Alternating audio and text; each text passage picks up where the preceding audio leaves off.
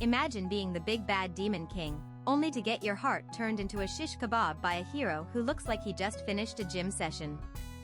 Our main guy is currently experiencing the ultimate reality check, and spoiler alert, he is not handling it well. Despite having those edgy black flames and scales harder than my student loan debt, the sword god just pierced his heart like it was warm butter. He is lying there in a pool of his own failure, wondering where it all went wrong. You see, this guy was the definition of a tryhard. He entered the Demon King Military Academy as the top dog and graduated summa cum laude. He did not just read the textbook, he breathed it. He followed the Demon King standards like it was the holy Bible of villainy, thinking he was playing 4D chess while everyone else was playing checkers. Following the first emperor's ancient manual, he built the most cliché tower you have ever seen and started kidnapping princesses like he was collecting Pokemon cards. He thought this was the peak of demonic strategy. Kidnap a royal, wait for the heroes to show up, and then feed on their delicious sadness and anger. It is basically a demonic buffet, and he was the head chef. His biggest mistake? He actually wanted the heroes to grow. He believed that killing them too early was a waste of a good meal. To him, sincerity meant helping your enemies level up so they would taste better when you finally ate them. It is the ultimate simp move for a villain, and he was doing it with a smile, thinking he was the smartest guy in the room. He absorbed all that juicy human misery, thinking his coronation as the world's conqueror was just a matter of time. He reached the peak of power, looking like a total boss on his throne, surrounded by purple energy that screamed, "I am the final boss." But as he is finding out now, being the strongest does not mean much when the plot decides to kick you in the teeth. Now, he is staring up at the hero, looking like a kicked puppy. The hero is not even impressed, he is actually laughing at him. He tells our fallen king that all you demon kings are exactly the same, always looking shocked when your predictable plans blow up in your face. It is the ultimate roast, and honestly, the demon king deserves it for being such a slave to the tropes. The hero keeps the savage energy going, calling out the stupidity of the whole demon king routine. He points out how dumb it is to kidnap a princess and leave a trail of breadcrumbs for the heroes to follow. If he were the villain, he would have just offed the king and watched the kingdom burn in a civil war. But no, our guy had to follow the standards because he is a good little student. The hero is basically mocking his entire existence at this point. He explains that kidnapping the king would have caused real chaos, but the demon king's brain is so rotted by his standards that he thought the hero's anger had to be directed solely at him to gain power. It is a classic case of overthinking yourself into a grave, and the hero is loving every second of this humiliation. It gets worse. The hero actually thanks him. He says the tower was the best training ground they could have asked for. If the heroes did not show up, the Demon King would just send a decent amount of monsters to their villages to train them. It is not an invasion. It is a subsidized gym membership. The tower's first floor was literally a tutorial zone for noobs to farm XP. Our guy realized he was not a conqueror. He was a glorified NPC quest giver. He was being careful not to kill the heroes halfway through so he could gather more energy, but all he did was provide a safe environment for them to develop their skills. He followed the ancient texts to AT, and all it got him was a one-way ticket to the afterlife. Talk about a wasted education. The hero delivers a brutal kick and prepares for the finishing blow. He tells the Demon King that whenever the tower gets boring, they just kill the boss so a new one can spawn. It is a cycle, and the heroes are the ones holding the controller. Our main guy is just a piece of loot waiting to be dropped, and the hero is already eyeing his horns like they are limited edition trophies. The rest of the hero party joins in on the sarcasm, cheering and calling him the best Demon King ever. They are not even treating him like a threat, they are treating him like a beloved godfather who just gave them a huge inheritance. Thanks for the hunting ground, Pops, they yell, while our guy is dying of pure, concentrated shame. This is not a defeat, it is a total character assassination. As the heroes celebrate their level up, the Demon King is spiraling. He realizes his entire life's work was just a convenient leveling zone for these arrogant humans. He is devastated, humiliated, and absolutely fuming. He questions the point of the standards if they only lead to being a stepping stone for some noisy brats. The hero party is literally laughing while he bleeds out. The hero says goodbye with a smug grin, ready to claim his fame.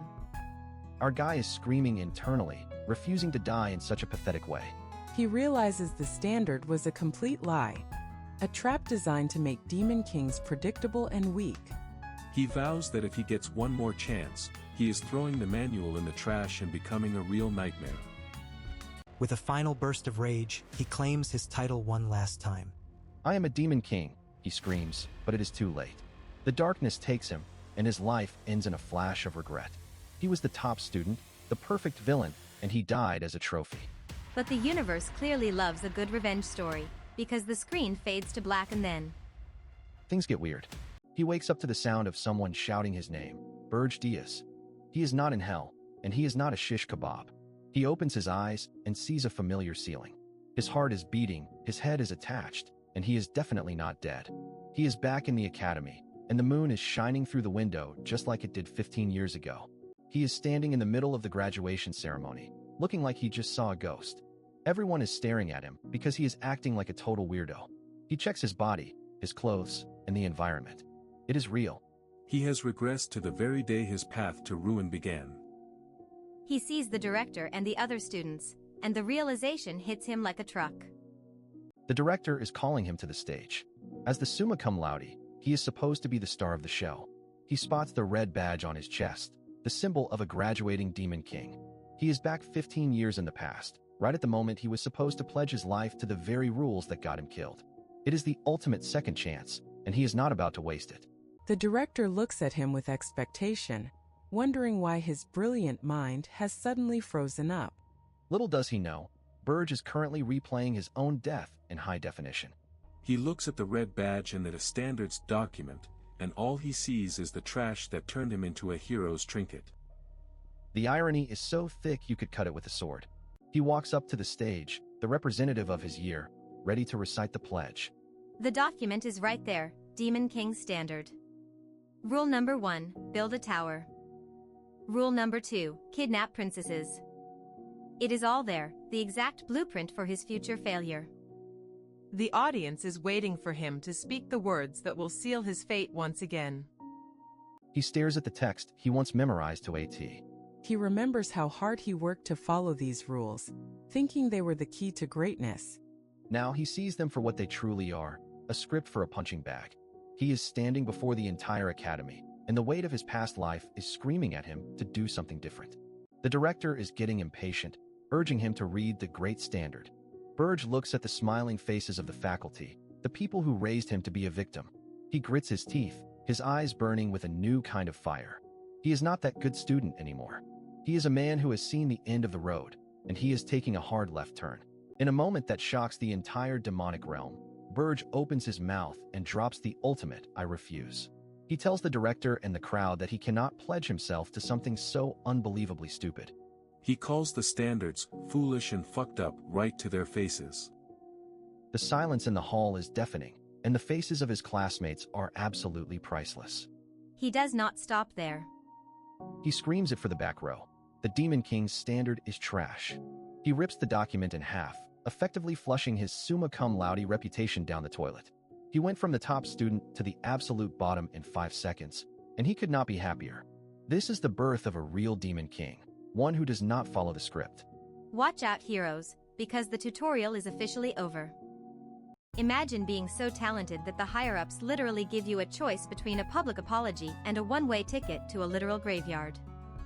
Archduke Arcane is currently losing his mind, screaming at our boy Burge Diaz because he had the audacity to insult the Demon King's standards. The Archduke is trying to be merciful by offering a final chance to withdraw the statement, but if Burge refuses, he is getting deployed to Arian. For those not in the loop, Arian is basically where Demon Kings go to get deleted by the dozens. The crowd is absolutely losing it, whispering about how Arian is a death sentence and wondering why this criminal even gets a second chance. They think an apology is the bare minimum for someone who spat on their sacred rules. But Burge is built different. Instead of begging for his life, he looks the Archduke in the eye and tells him to send him to Arian right now. He is going there specifically to prove that the Demon King's standards are absolute garbage. Talk about a savage exit. The Archduke officially signs his death warrant, stripping Burge of every single top-tier privilege and banning him from returning until the occupation is done. Oh, and he has to go completely alone. No backup, no simps, just vibes. As he is falling through a portal like a discarded main character, Burge is surprisingly chill. He knows he caused a mess, but there is a massive twist coming. He has actually been to this hellhole before. Welcome to Arian, the place where heroes go to farm demon kings for XP. Burge reveals that he is a regressor. In his past life, his own massive ego was his downfall because he thought the strongest should play on the hardest difficulty. Standing in the freezing Regressed mountains, Burge vows that he won't let history repeat itself. This time, he is the one who is going to exploit the system. He is flipping the script and using the hero's standards against them. While Burge is planning his revenge, we meet Gordon Dyrek, the top graduate of the Demon Academy. This guy is the ultimate fanboy, getting ready to serve the legendary Lord Burge, unaware that his idol is currently an exiled criminal. Gordon is out here gloating to the other graduates who are salty they didn't get the top spot. According to the rules, the best demon serves the best king, and Gordon thinks serving Burge is a once-in-a-millennium blessing. The other graduates are practically crying with jealousy. They see Burge as this demonic dragon prodigy who will be remembered forever. Gordon is already imagining a future where they have giant statues built in their honor. Gordon's delusions of grandeur are at an all-time high, believing they can conquer any dimension together. Little does he know, Burge has already ruined his reputation by calling the entire demon realm's way of life total trash. We flash back to the moment Burge dropped the bomb on the academy, leaving everyone, including Gordon, in a state of absolute shock. He didn't just break the rules, he set them on fire and danced on the ashes. Back in the present, Gordon somehow managed to find Burge in the mountains despite the no demons rule. He is having a full-blown panic attack, screaming about how they are both going to die because of Burge's big mouth. Burge tells his new assistant to stop crying and pulling his hair out. He explains that if they weren't an Aryan, he wouldn't even be motivated. Gordon is confused, but he tries to do his job by quoting Rule 1 of the standards. Rule 1 says a demon king must build a tower that isn't hidden so heroes can find it easily. Gordon wants to move to a less harsh area, but Burge is like, nah, we are building it right here in the middle of nowhere. For a normal demon like Gordon, the standards are like a religion, so watching Burge throw them away is physically painful. Burge internally notes that he used to be just as brainwashed until he actually died. Burge drops some truth bombs, explaining that the standards are garbage because they make demon kings predictable. Humans have already figured out the mechanisms and are using them to spawn kill every demon king that arrives. The tower finally summons, and it is the most pathetic, empty building you have ever seen. No traps, no monsters, just a desolate shell. Gordon is losing his mind because this isn't the glorious fortress he was promised. They reach the Demon King's chamber on the 5th floor, and it is just as depressing. Gordon tries to save the mission by bringing up Rule 2, the mandatory kidnapping of a prince or princess to generate demonic energy. Gordon suggests hitting the nearby kingdom of Corzin and grabbing a high-ranking royal to maximize the kingdom's rage. He expects Burge to refuse, but Burge actually agrees to the kidnapping part. Gordon is relieved, thinking his master is finally acting like a real villain. But then Burge reveals his target, the 13th princess from the kingdom of Hilderin, which is literally on the other side of the continent. Gordon starts screaming again because this princess has zero presence and is the lowest rank possible.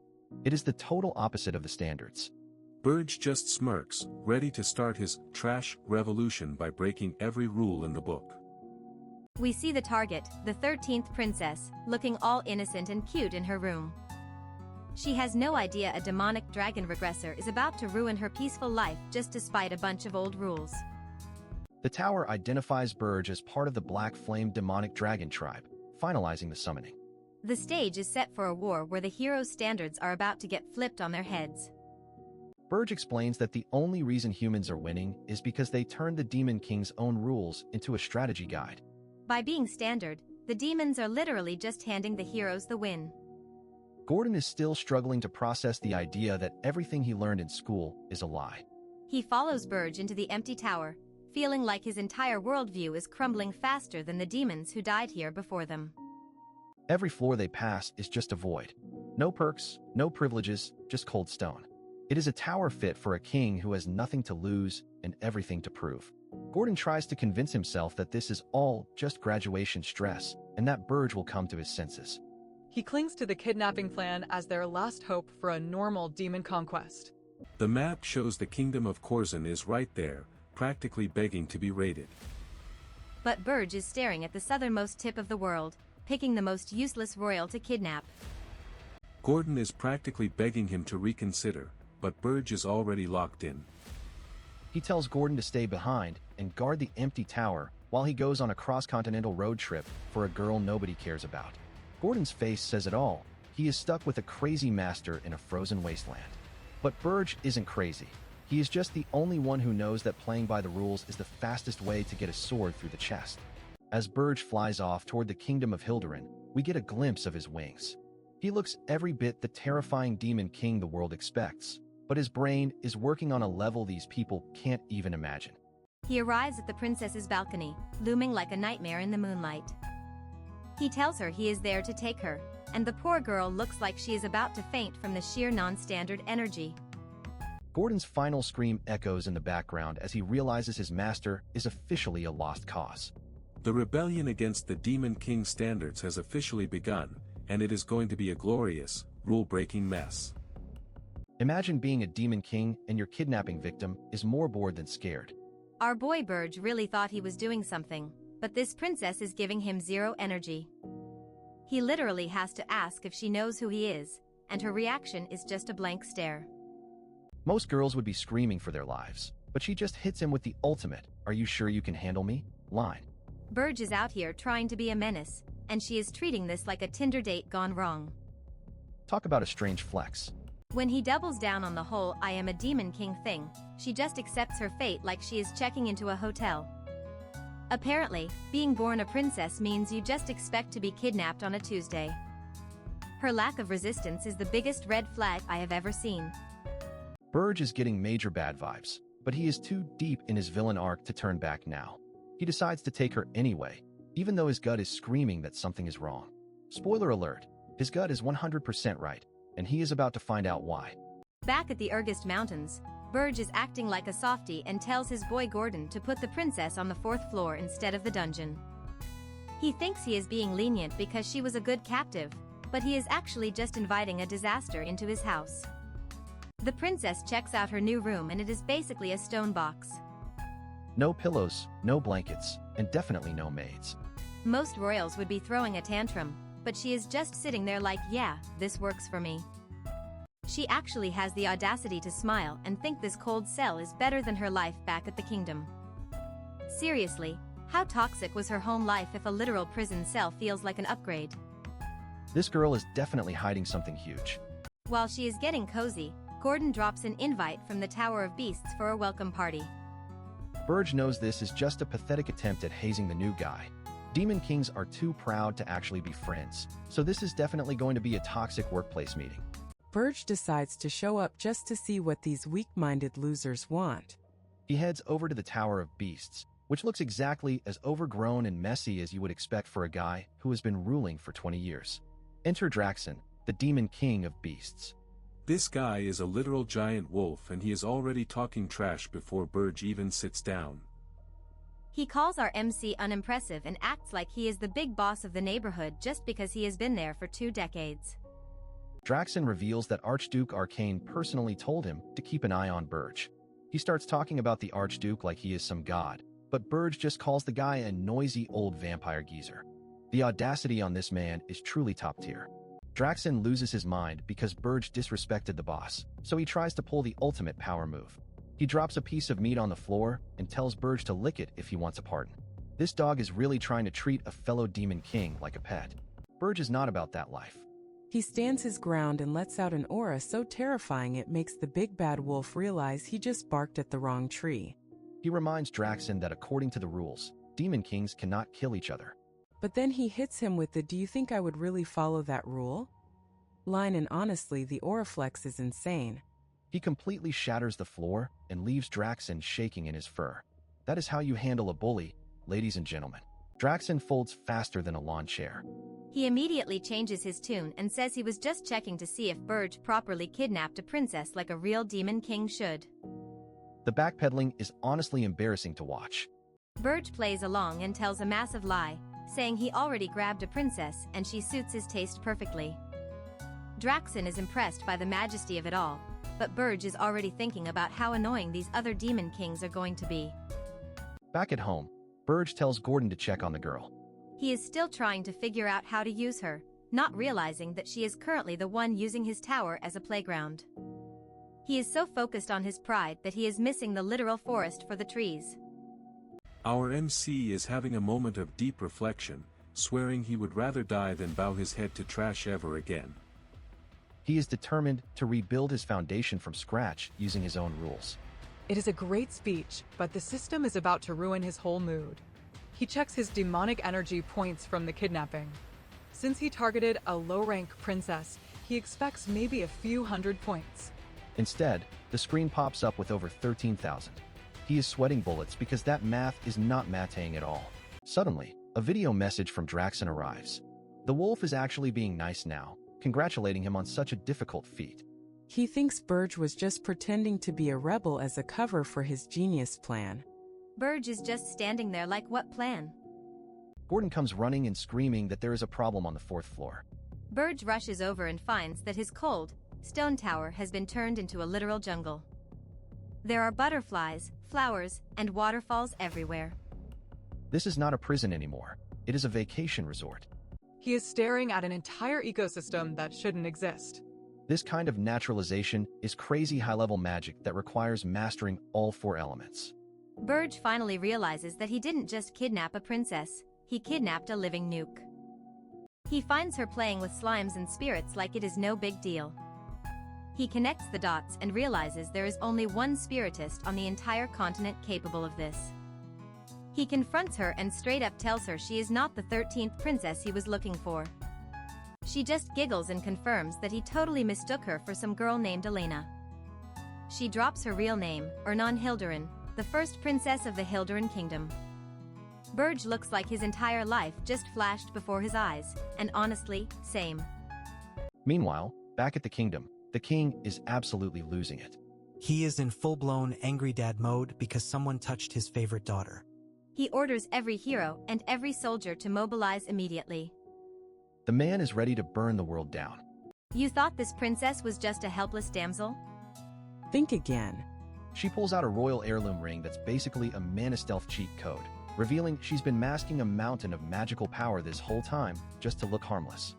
Burge offers her a one-way ticket back to her daddy, but this girl has more pride than a shonen protagonist. She refuses to leave, claiming she'd rather face a demon than become the laughingstock of the continent for being a coward. Our boy Burge checks his status and sees he's hit the jackpot with nearly 20,000 demonic energy points. Turns out, kidnapping a high-profile princess is the fastest way to become the #1 target of a kingdom's pure, unadulterated rage. Back in Hildurin, the king is having an absolute meltdown on his throne.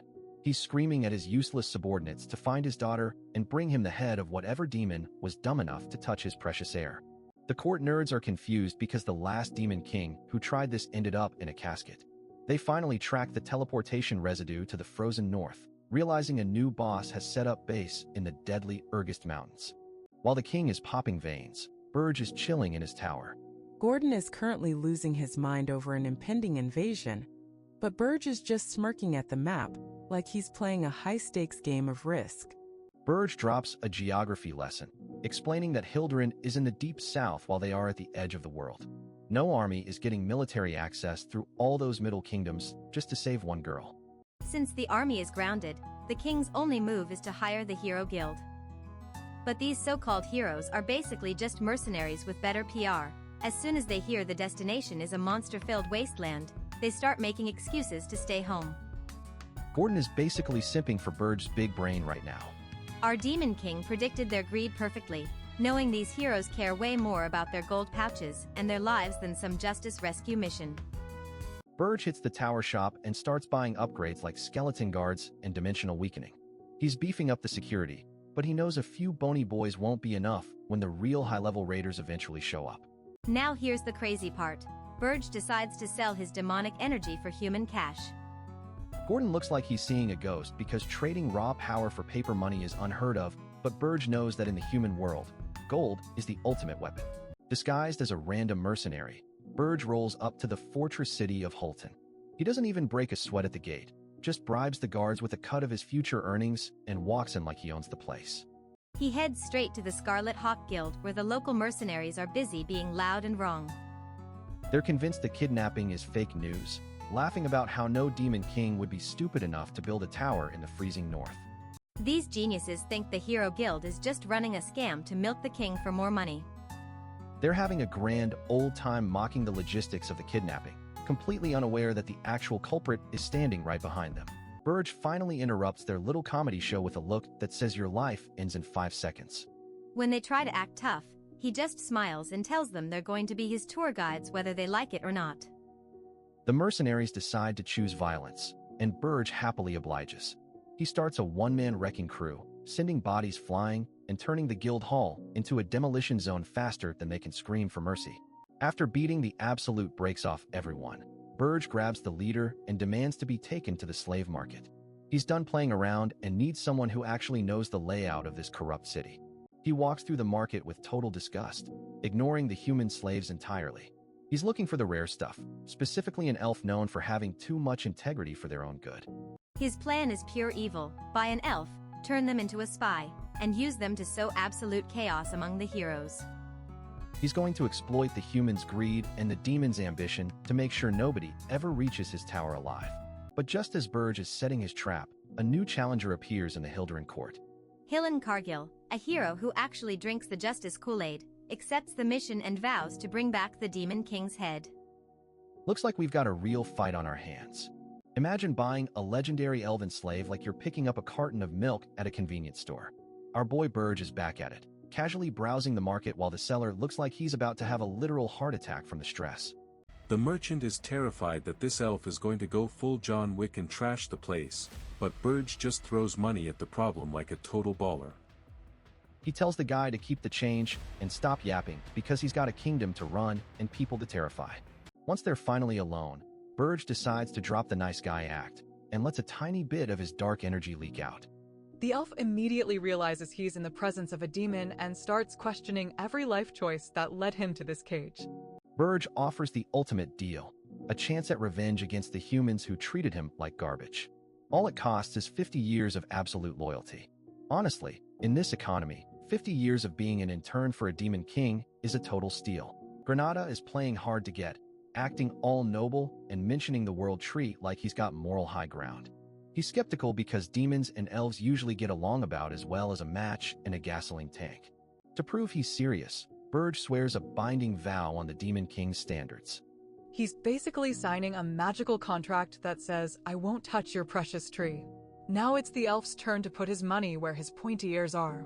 Granada thinks he's being a clever little comedian and laughs in Burge's face. He claims if this guy is really a demon king, he'll up the contract to 100 years. Careful what you wish for, buddy, because you just played yourself. They finally arrive at the secret base in the Regressed Mountains and Granada is officially crying scam. He expected a dark fortress filled with nightmares, but the place is emptier than a gym on New Year's Day. The elf is throwing a total tantrum, screaming about how there are no monsters and no defenses. He's convinced they're going to be torn apart by heroes in 5 minutes. He's really out here roasting his new boss's real estate choices. Burge gets tired of the noise and drops his full demonic pressure. It's so heavy Granada probably thinks he's being sat on by a mountain. The elf finally realizes the disaster-level monsters outside weren't attacking because they were absolutely terrified of Burge. Realizing his boss is the real deal, Granada officially bows down and vows his life away for the next century. He's expecting some dark, world-ending assignment, but the first order of business is making dinner? Talk about a career pivot. Granada ends up in the kitchen, and things get weird fast. He's baking bread next to a human girl who turns out to be Ernan Hilderin, the crown princess. The look on his face is priceless as he realizes his boss literally kidnapped royalty for fun. The elf is panicking, convinced that the entire world is going to hunt them down now. He's screaming that kidnapping a princess is an act of insanity, but Burge is just sitting there like it's a normal Tuesday afternoon. Burge explains the plan. Granada isn't going to be a guard. He's going to be a spy. If the heroes even reach the tower, the game is already over. The elf needs to stop them before they even pack their bags. Granada goes full try-hard mode, using his agility to find an opening. Burge is low-key impressed that being a slave didn't make the elf rusty, noting that he's even enhancing his body with mana. The elf is moving fast, but Burge is just playing with his food at this point. Even with a massive handicap, the Demon King is moving like he's reading a script of the fight before it even happens. Granada tries to close the distance, but Burge pins him down instantly. It's a total reality check for the elf, proving that the gap between them is wider than the Grand Canyon. You can't beat a boss when he's the one who wrote the rules. After proving Granada is competent enough to not die immediately, they head to the city to visit the Red Hawk mercenaries. You remember these guys, right? The same ones Burge previously used as floor mats. The mercenaries are shaking in their boots, but their trauma is instantly healed the second Burge drops a mountain of gold on the table. In this world, loyalty is cheap, but a bag of gold coins is the ultimate forget we ever fought spell. The crew is officially hired for a year. They're a bit salty about taking orders from a bandaged-up elf, but Burge silences their complaints with one look. Granada is now the middleman for a bunch of greedy thugs. Burge explains that while these guys look like D-tier fodder, they know the local terrain better than anyone. They're the perfect tools for gathering intel and navigating the mountains without drawing too much attention. The real target is revealed, Cargill. He's the legendary hero who already took down the Demon King of Lust, and he's currently the only one who can answer the kingdom's call. He's basically the final boss for our group of misfits. Burge issues the first official command: investigate the hero immediately. The mercenaries shout their loyalty, probably imagining all the gold they're going to spend, while Granada prepares for his new life as a demon spy. The hunt is on. Our ragtag team of a demon king, a kidnapped princess, a salty elf, and a bunch of greedy mercenaries is heading out to stalk the world's strongest hero. This is either the start of a legend or a total train wreck, and I'm here for it. Our Demon King Burge is officially broke. After selling all his demonic energy points, he is stuck in his tower realizing that being a legend requires actual stats. Since the system cannot help him anymore, it is time to go old school and find some natural steroids to buff himself up. He is hunting for spirit blossoms, which are basically high-grade mana crystals in flower form. The Regressed Mountains are the perfect spot because humans are too cowardly to go there, leaving the mana to marinate for years in these rare blooms. It is the ultimate loot for a demon who refuses to be weak. Gordon, the ever-stressed aide, tries to play the voice of reason. He warns Burge that finding these flowers is like looking for a single brain cell in a room full of simps. You need a mana detector, or you are just walking in the snow for nothing. But of course, a wild interruption is coming. Enter Ernan, the princess who clearly does not know the meaning of the word kidnapped. She pops in with her cute spirits like she owns the place, asking if they are busy. Honestly, she is the only person in this tower who is not terrified of Burge, and it is honestly kind of iconic. She reminds him of his promise: if she helps him find the blossoms, she gets to decorate the 4th floor. Burge agrees, but you can tell he is judging her taste. A princess wanting to turn a demon king's fortress into a Pinterest board? That is a level of crazy he did not expect. Time to fly. Burge grabs her like a sack of potatoes and flexes those massive wings. Ernan is terrified at first, but this is her first taste of freedom since being locked in his golden cage. They blast off into the sky, leaving the boring tower behind for some high-altitude scouting. As they soar over the mountains, Ernan finally sees how vast the world is. It is a total vibe shift from her life back at the palace. She is realizing that the world is much bigger than the dusty books and magic circles she was forced to study every single day. She gets a bit too comfortable and asks Burge to call her by her first name. Big mistake. Burge immediately reminds her who the boss is. He is a total red flag, telling her to know her place or she is going straight to the underground prison. No more princess treatment today. He orders her to put those spirits to work. Ernan might be annoying, but her affinity with spirits is the real deal. She sends her little blue blobs out to scan the frozen wasteland, and unlike Burge, these spirits actually know where the good stuff is hidden. Boom, found it. In record time, Ernan locates a blossom that would have taken Gordon weeks to find.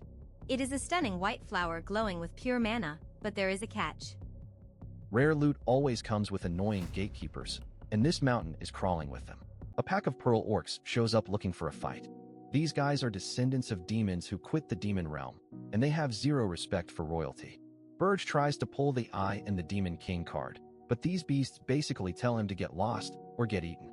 Burge just sighs because he actually expected beasts to have some common sense. How foolish of him. Since they chose the path of violence, he is more than happy to oblige. He starts charging up his black flames, and you just know a massacre is about to begin. The orcs charge in like total idiots, thinking they can take down a king. Burge does not even break a sweat. He unleashes a tidal wave of dark energy that turns the entire pack into premium charcoal. Ernan can only watch from the sidelines, absolutely stunned by the sheer violence. It is a complete wipeout. These orcs were famous for taking down ogres, but against Burge, they are just bugs under a boot. He incinerates everything in sight, proving that even without his system points, he is still the most dangerous man alive.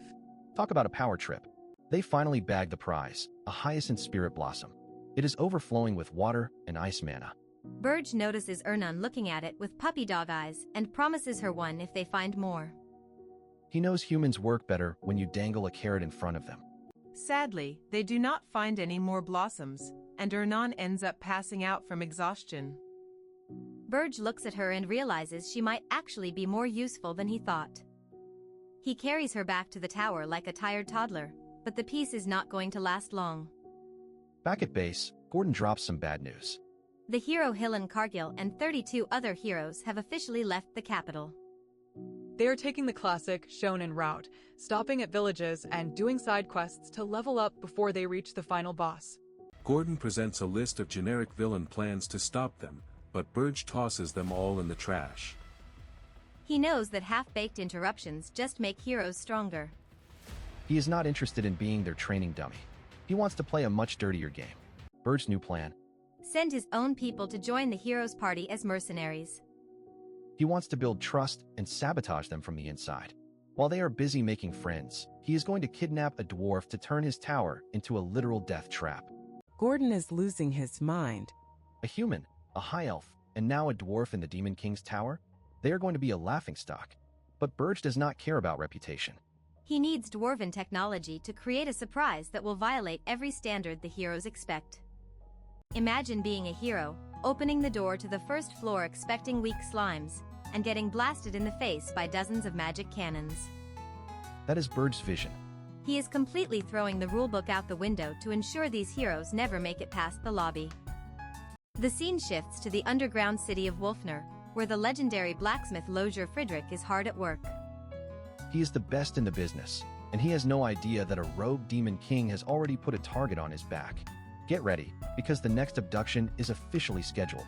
Welcome to Wolfner, the city of dwarves, a place our boy Burge has turned into a graveyard countless times before his regression.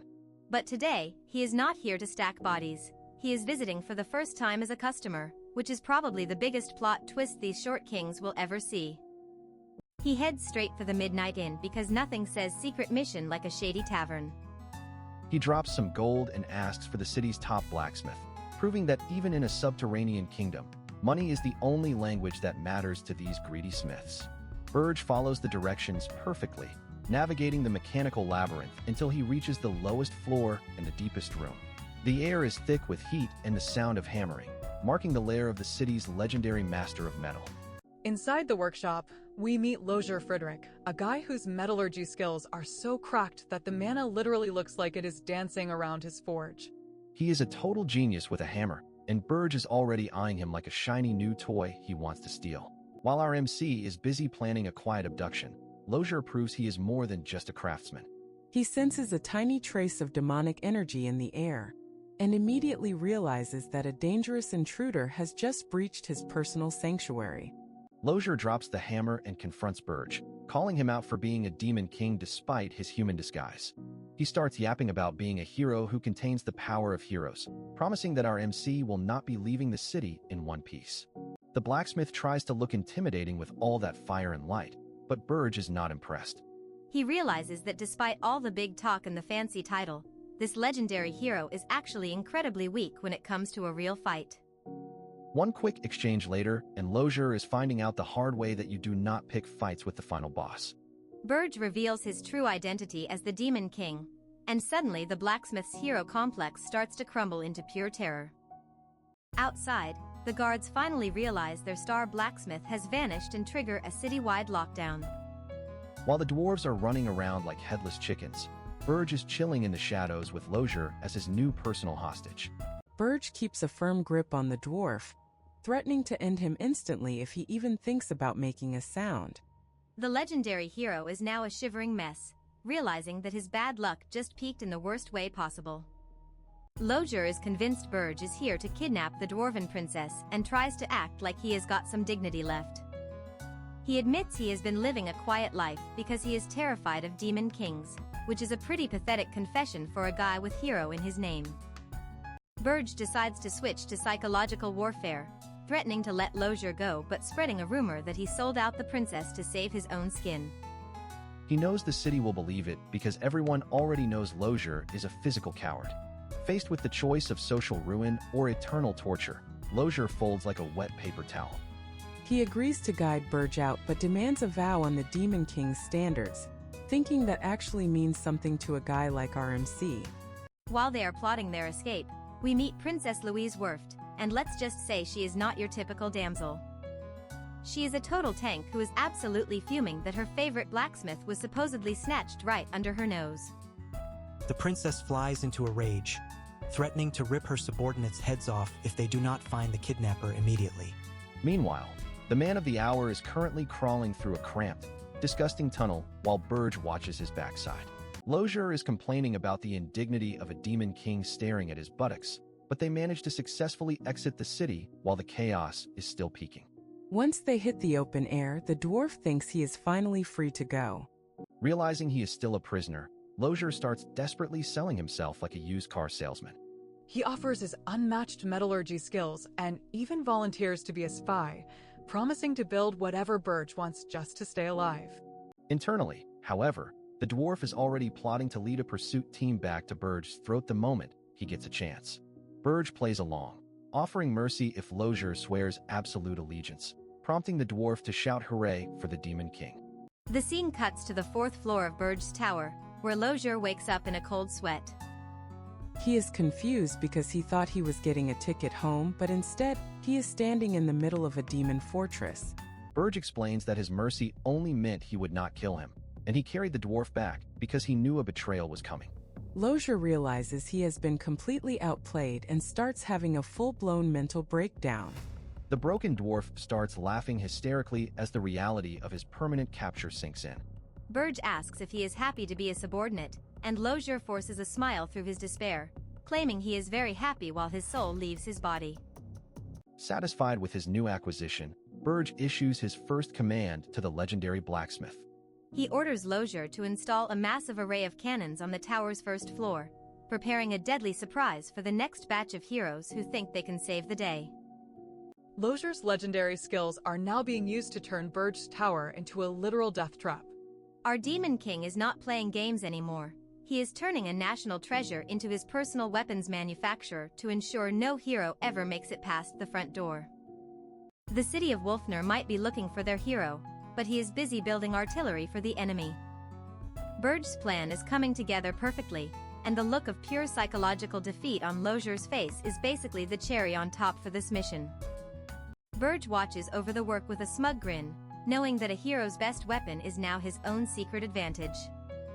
The tower is about to become the most hated landmark in the world, and Burge is loving every single second of it. The transition from hero blacksmith to demon slave is complete, even if Lozier's brain is currently fried. RMC has successfully secured the best talent in the world, and he did it by being the most manipulative guy in the room. As the cannons are prepped, the story highlights the sheer ruthlessness of Burge's leadership. This guy really just kidnapped a hero and forced him to build a defense system, proving that in this world, being the bad guy is just more efficient. Lozier's role in the Dwarf Kingdom is officially over, and his new life as a tower-bound smith begins. The heroes are coming, but they have no idea that the man who made their gear is now the one aiming the cannons at their faces. The final scenes show the absolute mental defeat of a hero who thought he was special.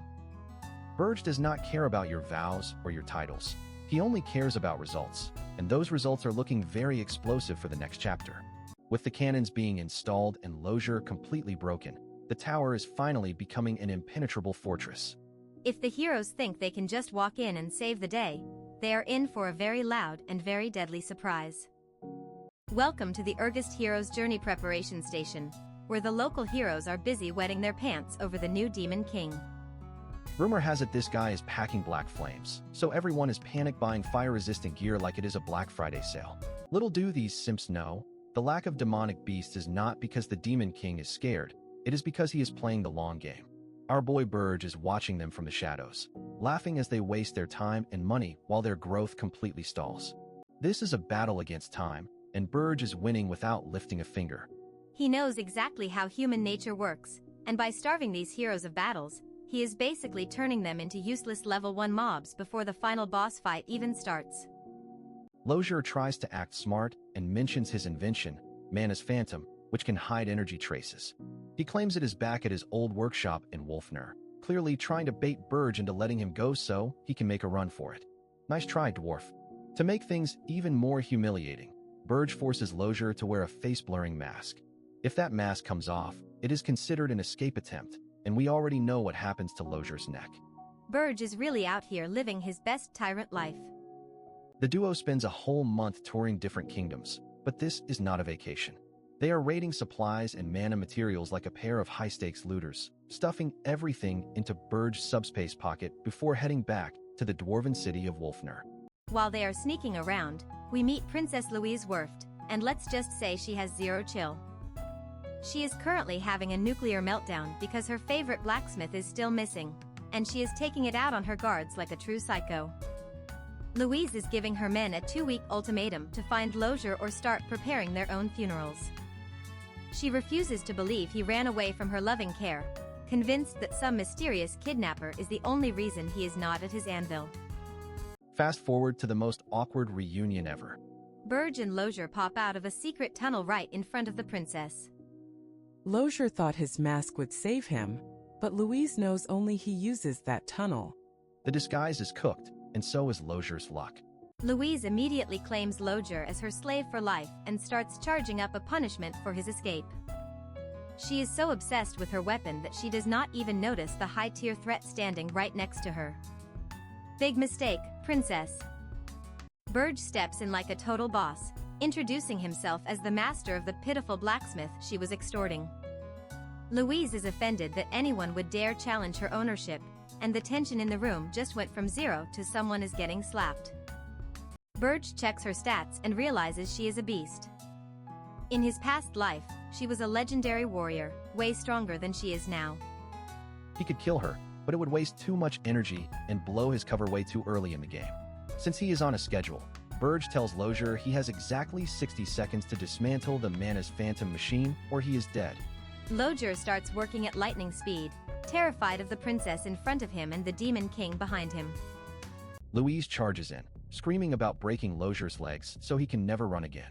Burge just laughs and roasts her, saying she sounds more like a Demon King than he does. Irony is dead, and Louise is the one who killed it with her crazy eyes. Burge plays defense, effortlessly swatting away the princess's attacks, while Lozier finishes the job. Once the machine is dismantled and safely in the subspace pocket, Burge decides it is time to exit stage left with a massive explosion for dramatic flair. He collapses the entire tunnel entrance, leaving Louise buried in rubble and salt. He tells her to give up on the dwarf as they vanish into the shadows, leaving the second princess of the dwarves absolutely humiliated in her own city. Louise pulls herself out of the debris, and she is not just mad, she is obsessed. She stares at the spot where they disappeared, her rage turning into a cold, dark vow. This girl is officially a red flag with a crown. The chapter ends with Louise swearing to hunt Lozier to the ends of the continent. She is going to make him regret the day he chose a Demon King over her, and honestly, I do not know which fate is worse for our poor blacksmith. Burge has successfully secured his high-tech cloaking device and a permanent slave, while Louise has secured a lifelong obsession. The real game is just beginning, and the world has no idea what kind of monster Burge is building in that tower. As they travel back, Lozier is probably reconsidering all his life choices. He is stuck between a psycho princess and a savage Demon King, proving that being a talented blacksmith is actually a death sentence in this world. But for Burge, everything is going exactly according to plan. He has the tools, the talent, and the perfect distraction. The heroes are still buying fire-resistant boots while he is preparing to drop a tactical mana nuke on their entire existence. The level of disrespect Burge showed the dwarven royalty is peak energy. He did not even break a sweat while stealing their most valuable asset right from under their noses. Stay tuned, because this Demon King is just getting started. Louise's face at the end says it all. She is not going to stop until she gets her hands on Lojure's neck, but she is going to have to go through a literal god of regression to do it. Good luck with that, sweetie. With the Manus Phantom in his possession, Burge's tower is about to become a literal ghost zone. No hero will be able to detect his traps, turning his home into a giant death trap for anyone brave enough to knock on the door. Lojure is still shaking, but he is working. Fear is a great motivator, and Burge is a master at using it. The synergy between a terrified genius and a ruthless king is going to produce some absolutely broken equipment. The world thinks the Demon King is hiding because he is weak. They are about to find out that he was just busy building a nightmare that none of them are prepared to survive. It is not fear, it is efficiency. Louise is already gathering her forces, but she is chasing a ghost. Burge is 10 steps ahead, and by the time she finds him, she will realize she should have stayed in her workshop and kept her mouth shut. The irony of a princess being called a demon king by the actual demon king is the highlight of this chapter. Burge's sarcasm is truly his second most dangerous weapon after his regression knowledge. As the tunnel dust settles, the power dynamic has shifted. The dwarves have lost their pride, the heroes have lost their growth, and Burge has gained everything he needed to win the war before it even starts. Lojure might be a pitiful blacksmith, but he is the key to Burge's ultimate defense. The fact that Burge saved him just to exploit him even harder is the kind of red flag behavior we live for in these stories. Louise's obsession is going to be a major problem later, but for now, she is just a loud obstacle that Burge cleared with ease. He does not have time for tantrums when he is busy rewriting history. The subspace pocket is full, the blacksmith is secured, and the princess is triggered. This was a 10 out of 10 mission for our favorite regressor, and the fallout is going to be glorious to watch. Never trust a dwarf with a secret tunnel, and never challenge a demon king who knows your future better than you do. Louise learned that the hard way, and the rest of the continent is next. The final shot of Louise's eyes shows a woman who has completely snapped. If you thought Burge was the only psycho in this manhwa, think again. The hunt is on, and it is going to be bloody. Lojure, you better start forging like your life depends on it, because both your masters are coming for your soul. This is the end of the chapter, but the nightmare for our blacksmith is just starting. Our boy Lojure has been working overtime like a salaryman in a black company, finally finishing this massive hunk of junk called Manus Phantom. It is literally a giant mechanical eyeball on the first floor, and even the creator is scared of what he just built. Enter the Demon King, looking as edgy as ever. He does not care about Lojure's feelings or his overtime pay. He just wants the machine running. This magical tool is supposedly the ultimate cheat code to stop those pesky heroes from crashing his party. Burge is not playing around. He activates the synchronization and sacrifices 10,000 demonic energy points like he is pulling on a gacha banner. The whole room explodes in a blinding blue light that probably gave everyone a permanent tan. The tower system starts screaming like a frantic gamer. It recognizes the Phantom, but the cost to sync is insane. Burge just shrugs and clicks, yes, because when you're a Demon King, your bank account is as bottomless as your drama. Suddenly, the power source does a complete 180. The machine stops using standard mana and starts chugging demonic energy like it is an energy drink. Lojure is standing there looking like a confused Pikachu because this was definitely not in the instruction manual. This is officially the discovery of the century. Merging a tool with the tower created something entirely new. Lojure is geeking out so hard, he probably forgot he is technically a prisoner, while Burge is just glad his expensive new toy actually works. Time for a field test. Burge tells the princess to fire off a spell, and she takes that as a personal challenge. She unleashes a massive burst of elemental chaos that she claims is just for cleaning. Girl, if that is cleaning, I would hate to see you do the dishes. Poor Lojure is having a mental breakdown because he just finished mopping that floor. Meanwhile, Burge heads outside to check the stealth. Despite the princess trying to nuke the interior, the tower is as silent as a graveyard. This is peak stealth technology. Burge stands in the snow and cannot feel a single presence from inside. The Mana's Phantom is basically a giant do not disturb sign for the entire mountain, masking every bit of magical energy. But wait, there is more. Burge flexes his demonic muscles and makes the entire tower vanish into thin air. It is a literal disappearing act that would make a magician cry, but there is a catch. Staying invisible drains his points faster than a shopaholic at a sale. The tower is gone, but Burge's energy points are hitting rock bottom. He realizes that while being a ghost is cool, he cannot keep it up forever. It is a powerful trump card, but one he has to use wisely unless he wants to go bankrupt. Burge is grinning like a villain who just found a glitch in the Matrix. It is useful for the future, but right now, he needs to focus on the immediate threat. He is already planning how to humiliate the heroes who dared to look down on him in his past life. Lozier is literally begging to tear the tower apart just to see how it works. He is a total nerd for research. Burge makes him a deal. If his traps actually manage to wipe out the trash heroes on the first floor, he can touch the shiny machine. Lozier is suddenly more motivated than a protagonist in a training arc. He is ready to sweep those crafty heroes away just for a chance to play with his new toys. Honestly, give a scientist a budget and some motivation, and they become the scariest villains. Now Burge turns his attention to the princess. He wants her to play boss on the 4th floor. She tries to play the innocent princess card, but Burge knows she is a genius spiritist who would rather fight monsters than go back to her boring palace. Our Demon King is a master of manipulation. He knows she is bored out of her mind. She starts wondering what elements to use, fire, water, or maybe just throwing rocks.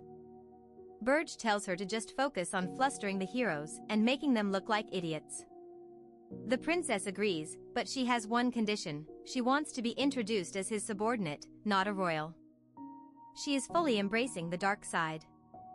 She even asks if she should use her looks to seduce the heroes, but Burge shuts that down immediately.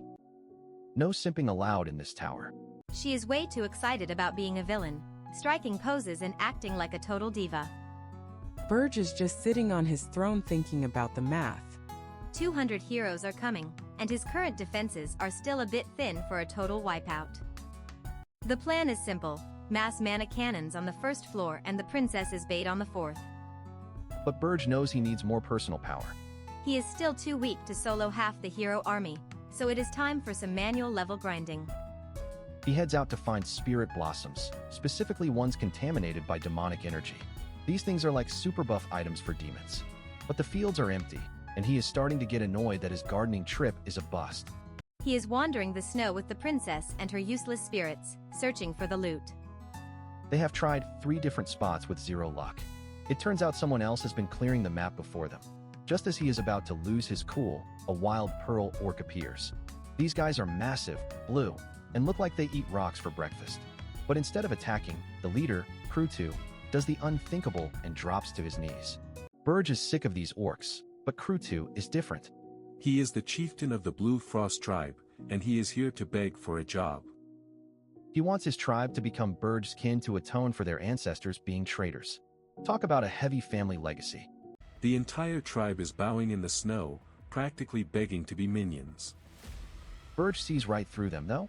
He knows they did not just come for honor. They have the missing spirit blossoms and are using them as a bargaining chip for power. Crew 2 is surprisingly smart for an orc. He knows they are weak and need a strong master to survive this frozen wasteland. Burge likes his honesty. He is tired of the sweet talk and appreciates a monster who knows how to negotiate. Crew 2 brings out a chest filled with the rare blossoms. This was their plan all along, leveraging wisdom over brute strength. The princess is sparkling with joy at the sight of the loot, and Burge realizes this orc might actually be a genius. To survive in this harsh land, the tribe valued brains over brawn. Crew 2 is a rare breed of monster that can actually hold a conversation without screaming. Burge decides he likes this vibe and prepares to make things official. Burge unleashes a terrifying red magic circle, accepting Crew 2 into his kin. The power surge is insane, and the orc chieftain looks like he is getting a massive stat boost. He is no longer just a random mob. He is a Demon King's elite soldier now. Crew 2 is fully transformed and looks absolutely beastly. His race is still Pearl Orc, but his status is now Demon King's kin. He is ready to die for Burge, and the rest of the tribe follows suit. screaming their loyalty into the wind. The mountain is now crawling with orcs. Burge has his perimeter secured, his first floor loaded with cannons, and a psycho princess waiting on the fourth. The defense is finally complete, and he is sitting pretty while waiting for his prey to arrive. We get a full view of the full force tower. Outside, the Orc Legion is patrolling the snow like a wall of blue muscle. Anyone trying to sneak in is going to have a very bad day before they even reach the front door. Inside, Lozier is standing amidst 60 mana cannons, looking like a mad scientist ready to press the delete button. And on the fourth floor, the princess has swapped her dress for a gothic battle outfit, surrounded by her elemental spirits. She looks ready to ruin some lives. Burge watches everything through his magical screens like a high-tech dungeon master. All the pieces are in place. He is practically vibrating with excitement to repay the heroes for the humiliation they gave him in his previous life. The scene shifts to the edge of the mountains. The hero Hillen and the spy Granada have finally arrived. They are smiling and looking all confident, totally unaware that they are walking straight into a meat grinder designed by a very petty demon king. The Regressed mountains loom in the distance, covered in snow and secrets. Hillen thinks he is the main character of this story, but he has no idea the tower is invisible and the welcoming committee is armed to the teeth. Let the slaughter begin. Look at this smug face. While these so-called heroes are busy playing dress-up, our main man is watching their doom on a 4K crystal display. Welcome to the hunting grounds, you delusional clowns. We start at the Holton Preparation Station, which is basically a fancy way of saying the final meal for idiots. The Fortress Master is busy licking Hillen Cargill's boots, acting like this guy is the second coming of the sun. Hillen is playing the "oh, little old me" card, acting all shy and modest while everyone in the room is basically simping for his autograph. He is urged to give a speech to raise morale, as if these guys aren't already drunk on their own hype. He brings up Princess Hernan, claiming they are going to make the foolish demon king pay for the kidnapping. The irony here is so thick you could cut it with a sword. Hillen is screaming like a generic shonen protagonist. The entire room starts chanting for justice, like they are in a cult. It is a certified cringe fest. Everyone is raising their glasses, completely unaware that they are basically toast in a few hours. Granada has a moment of weakness, thinking that if the heroes actually win, he might finally be free from his master, Burge. But he quickly snaps out of it. He knows his master isn't the type of guy you want to betray unless you have a death wish. Granada steps out for fresh air and reviews his secret orders from Burge. The instructions are simple but ominous. Stop all contact after Holton, watch the snow, and for the love of everything, stay far away from the tower when it opens. Suddenly, Hillen appears behind him like a jump scare, offering some elven fruit wine. He is trying to be bro-y and asks if Granada is nervous. The elf is just trying to keep his poker face while dealing with the ultimate red flag hero. Hillen admits that even though everyone trusts him, conquering a Demon King's tower is always a nightmare. He is acting all deep and reflective, but Granada is busy wondering how this guy actually killed the Demon King of Lust. Granada asks for the heroic tale of how he absorbed the Lust King's power. Hillen's face goes dark for a split second before he pulls out a classic deflection, claiming it was only possible because of his brave comrades. Translation: he is hiding something scandalous. Hillen asks Granada to protect his flank, acting like they are best friends for life. It is the peak of fake hero energy. They head back inside to tell more adventure stories to the starstruck Fortress Master. Next morning, the march begins. It is a full-blown parade with people cheering and chanting names. Hillen is leading the pack, looking like he is already planning the victory party. These people really think they are in a fairy tale. They reach the Regressed Mountains and the weather is suspiciously clear. The background characters are already celebrating, claiming the goddess of victory is on their side and that the monsters must be hibernating. Famous last words, guys. One of the soldiers gets some purple goop on his head and wonders what it is. Surprise. It is ghoul spit. Massive, disaster-class ghouls start crawling all over the cliffs, and suddenly the hibernation theory looks pretty stupid.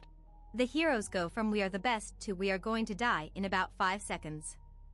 These ghouls are absolute units, trapping the entire army in a narrow gorge. It is a total slaughterfest in the making. Just when things couldn't get worse, a frost giant shows up at the front. It is literally taller than the cliffs. Hillen finally stops posing and tells everyone to fall back while he stays to deal with it. Hillen is playing the martyr, telling his subordinates to run while he takes on the giant alone. Wharton is worried, but Hillen is confident, claiming a frost giant is nothing compared to the Demon King he already defeated. Hillen charges in with some flashy moves, buying time for the extras to escape. He is smirking like he has already won. Meanwhile, the army is scrambling out of the gorge like ants fleeing a magnifying glass. The heroes catch their breath and start glazing Hillen again. They are impressed by how low the casualties are and speculate that Hillen must be even stronger than a Demon King now. The levels of delusion are off the charts. Their little fan club meeting is interrupted by Pearl Orcs. These aren't your average grunts. They are the Demon King's direct subordinates, and they have "Welcome to Regressed" written all over their scary faces. Hillen is ready to fight, but then he hears a rumbling sound. Granada's eyes go wide as he remembers the warning to watch the snow. He realizes that the real threat wasn't the monsters. It was the mountain itself. Granada screams at everyone to run, but it is too late. The Demon King didn't just send an army, he triggered a massive avalanche to bury these heroes under 1,000,000 tons of ice. The white wall of death consumes everything in sight. This is what happens when you bring justice to a guy who specializes in logistics. Our MC, Burge, is just sitting on his throne, smiling as he prepares to hunt down the survivors. Imagine getting 3 specific warnings before a raid and ignoring every single one of them. Our boy Burge told Granada to watch out for the snow, and guess what? The Pearl Orcs just triggered a massive avalanche to turn the heroes into popsicles. The survivors are scrambling like ants in a blender, trying to set up camp while their friends are buried under tons of ice. Granada is screaming for order, but the nightmare is only getting started for these so-called legends. Warning number 2, never let your guard down at night. While the heroes are shivering, frost giants and ghouls are being herded straight toward their tents like a delivery service from hell. Talk about a bad Yelp review for this mountain trip. It is absolute chaos as the orcs drive the monsters into the camp again. The heroes are cursing the Demon King, but honestly, if you walk into a trap this obvious, you kind of deserve the jump scare. 3 days in, and the squad has gone from 511 to a measly 256. They finally crawl to the summit of the tallest mountain expecting a final boss fight, but it is as empty as a simp's bank account. Talk about a mood killer. Hillen is throwing a literal temper tantrum because common sense says the tower should be right there. Morale is in the gutter, and heroes like Wharton are officially quitting the group chat to save their own skins. Wharton basically tells Hillen that this journey is a flop and his life matters more than some failed mission. The remaining heroes are looking like they want to cry, and honestly, the second-hand embarrassment is real. They think the first floor will be full of weaklings they can farm for XP. But Granada remembers the 3rd warning. Stand far away when the door opens. Too bad the rest of the squad is too busy being brave to listen. The doors swing open, and instead of goblins, they are staring down the barrels of dwarf mana cannons. Hillen's face goes pale as he realizes Burge did not bring monsters to a gunfight. He brought heavy artillery. The cannons unleash a devastating bombardment that literally erases the entire party in one shot. It is not even a battle, it is a demolition. If you ever wondered what a total wipe looks like, this is the gold standard. The smoke clears, and the head count drops from 52 to exactly 1. Hillen Cargill is the lone survivor standing amidst the scrap metal and ashes, wondering how his entire life became a comedy of errors in 5 seconds. Hillen is baffled because nothing about this tower follows the RPG handbook. Granada crawls out of the wreckage, having survived only because he actually listened to Burge's warning for once. Smart move for a sidekick. Hillen starts flexing his ego, claiming he killed the Demon King of Lust and absorbed his power. He thinks a new Demon King is no match for him and insists on going up the tower alone with Granada. The arrogance is off the charts.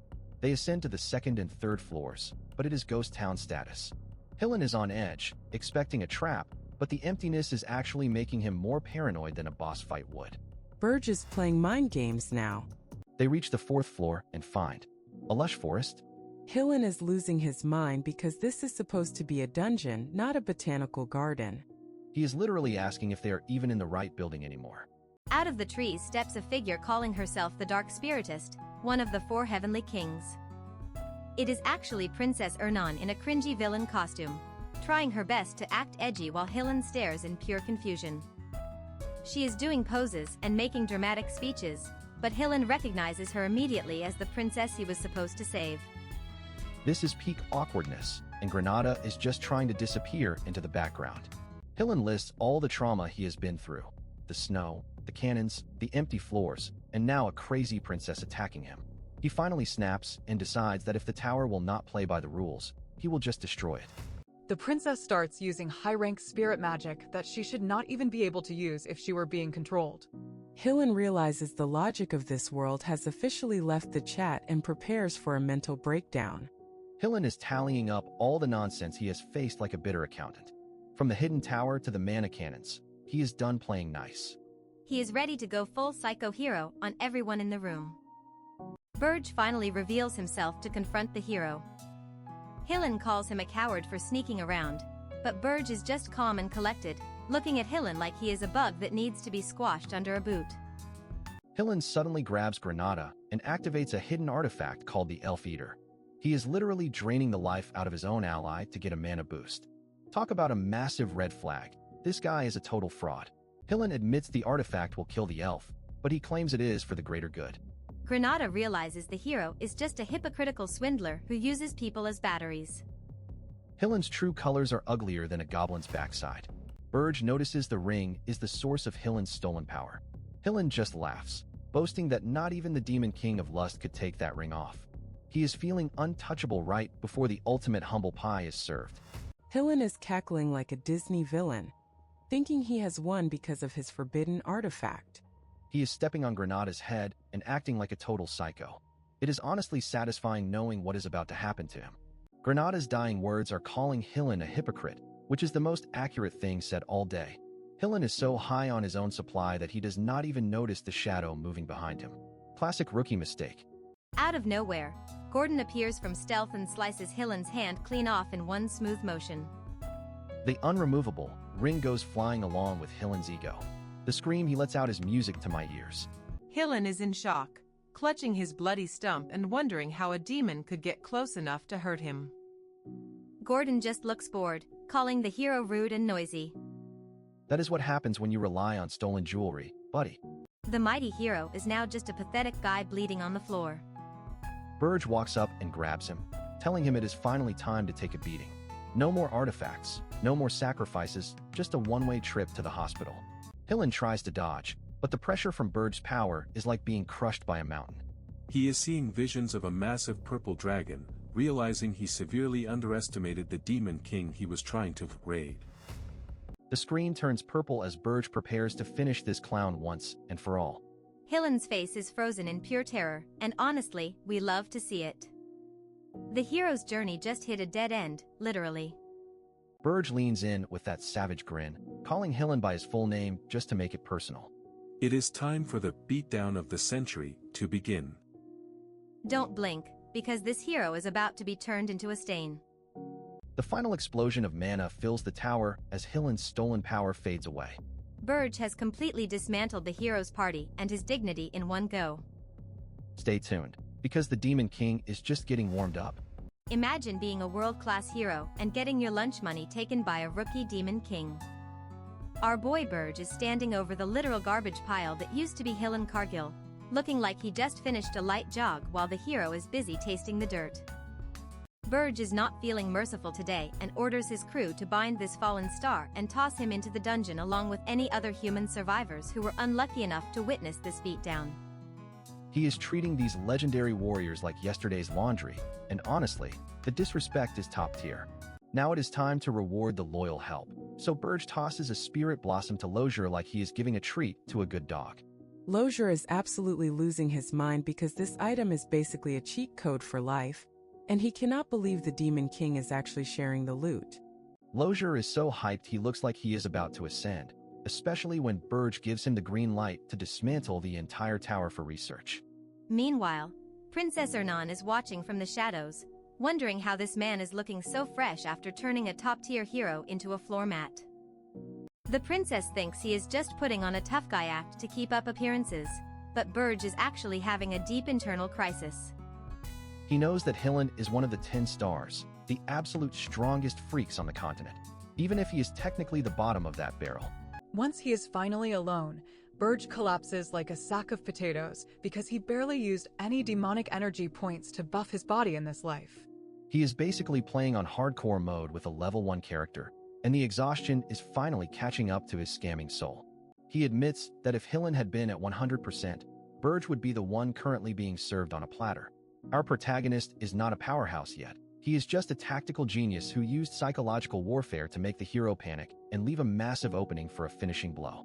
This is a perfect victory that completely ignores the usual Demon King standards, and Burge is feeling himself, thinking he can actually rewrite the future and get his bloody revenge. But while he is celebrating his big brain moves, the rest of the world is absolutely losing its collective mind. We cut to the Holton Walk press conference where a bunch of angry investors are screaming for someone's head because their expensive expedition just went up in smoke. They want accountability, and they want it now, because losing money is apparently worse than losing heroes in this world. The guild representatives are sweating bullets, trying to convince the mob that Hillen has not failed and is just playing a very long game of hide-and-seek with the tower. It is a pathetic excuse, but they are desperate to keep the stocks from crashing while rumors of a terrifying new Demon King spread like wildfire. Over in the kingdom of Hilderin, the king is throwing a royal tantrum because his precious princess is still missing and the hero he hired turned out to be a total fraud. He is threatening to execute Hillen if he does not bring her back, proving once again that being a hero is a high-risk, low-reward career. Then we have Dwarven Princess Louise, who does not give a single flip about the hero, but is screaming at her guards to find her missing blacksmith Lozier. Everyone is in deep sorrow, which is great news for Burge because all that negative energy is flowing straight into his bank account in the form of points.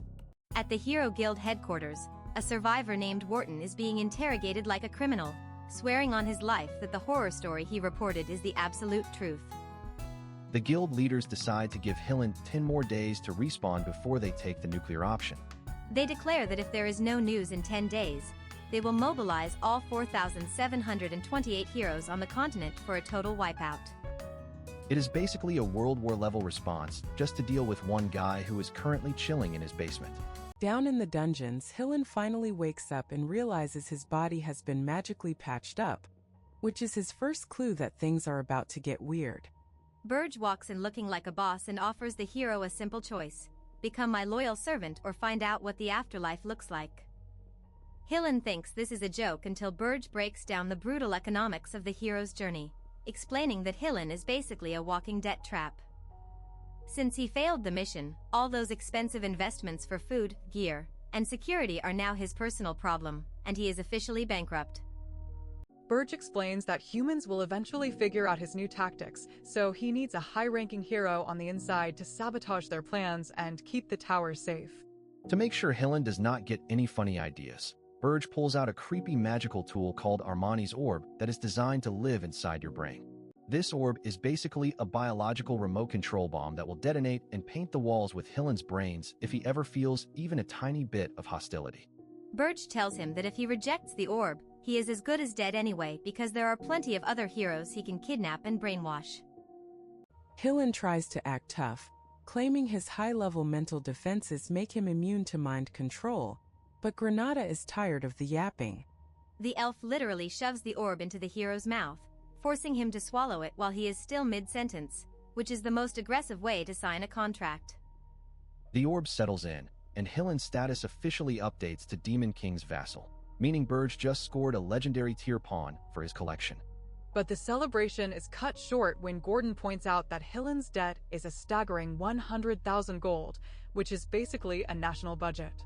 Burge only has 2,000 gold in his pocket, meaning his new star player is currently a massive financial liability that could sink his entire operation. He realizes that to survive and grow his power, he needs a massive pile of cash, and he needs it fast before the debt collectors start knocking on the tower door. He remembers a yearly event called the Unison of Towers, a massive party for Demon Kings that he used to skip because he thought they were all disgusting losers. But now he sees them as walking piggy banks, realizing these old-timers have probably hoarded centuries' worth of gold and shiny treasures. As a formal invitation to the gathering arrives, Burge gets a devious look in his eye that spells trouble for every other demon in the world. He tells his crew to pack their bags because they are going to this meeting for one reason and one reason only: to swindle his seniors out of every last coin they have. His subordinates are shocked by the audacity, but they quickly realize that following a demon king who knows how to hustle is way better than following a traditional one. Burge is ready to take his scamming skills to the big leagues, and honestly, those senior demon kings have no idea what is about to hit them. Hillen is still reeling from having a bomb in his head, but Burge is already moving on to the next big play, proving that in this world, money is the ultimate power. The hero who was once the pride of the continent is now just a pawn in a demonic Ponzi scheme, and the real chaos is only just beginning. Burge flashes a savage smile as he prepares to depart, knowing that he is successfully altering the fate that once led to his destruction. He is not just building a tower, he is building a criminal empire, and anyone standing in his way is either going to become a vassal or a cautionary tale.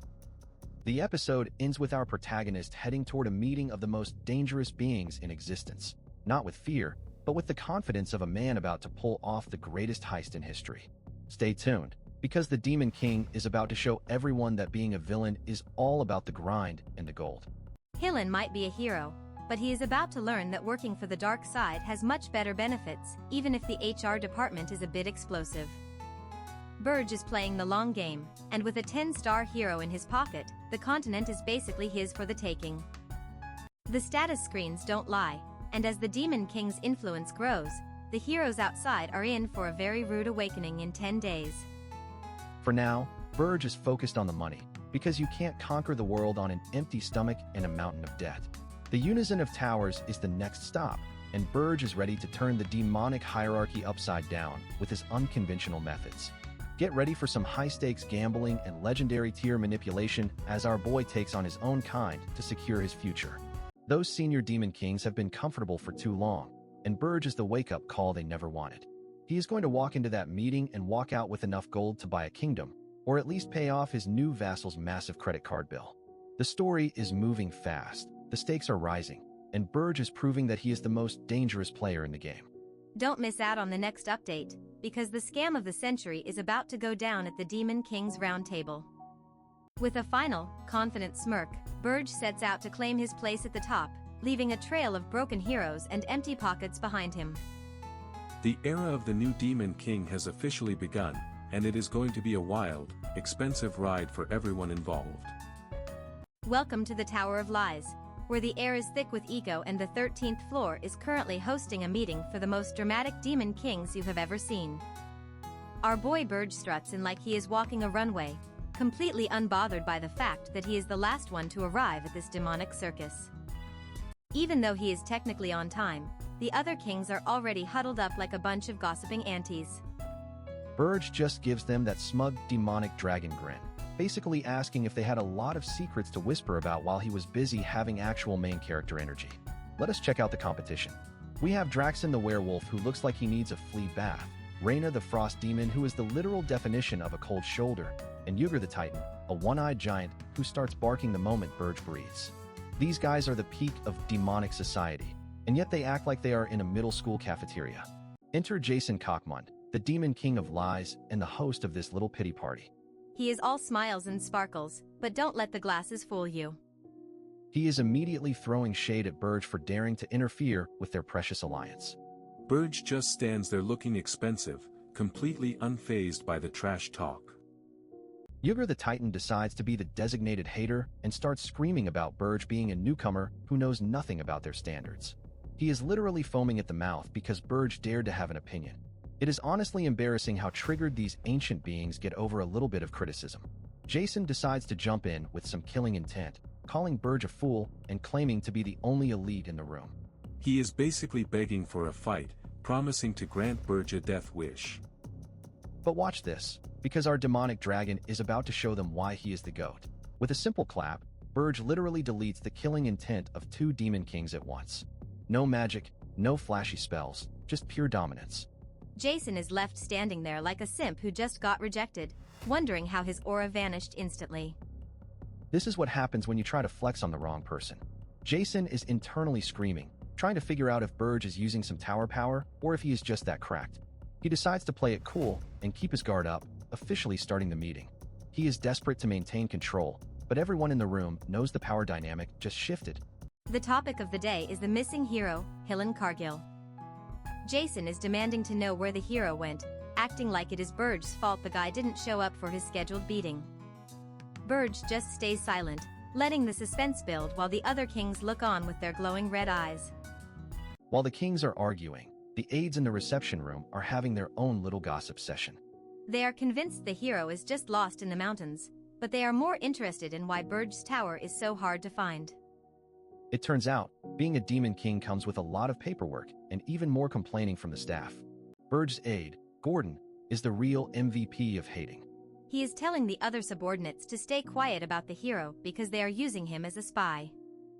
He is all about that corporate secrecy, acting like he is running a demonic Fortune 500 company instead of a tower in the middle of nowhere. Then Gordon just loses it. He starts screaming about how Burge is a stuck-up brat who never listens and gets into trouble the second he is left alone. The other aides are actually feeling bad for him. Imagine being the personal assistant to a demonic dragon who thinks he is a god. The stress is real. Back in the meeting, the tension is back. Jason is questioning Burge's sanity because the hero never even reached his tower. Burge's excuse? He didn't put his tower at the peak of the mountain like a normal person. The other kings are looking at him like he just said he eats cereal with water. Jason is losing his mind, asking if Burge is literally trolling them. He explains that the holy standards say you have to put your tower where everyone can see it.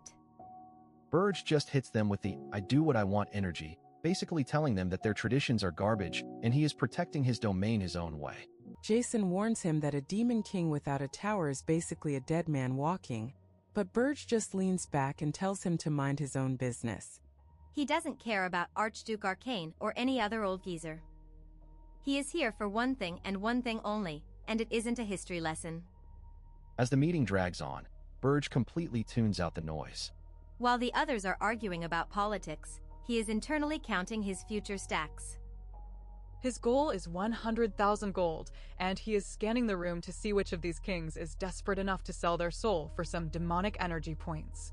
Burge realizes there is a clear hierarchy here, and Jason is definitely at the top of the food chain. But during a break on the balcony, Reyna the Frost Demon approaches him.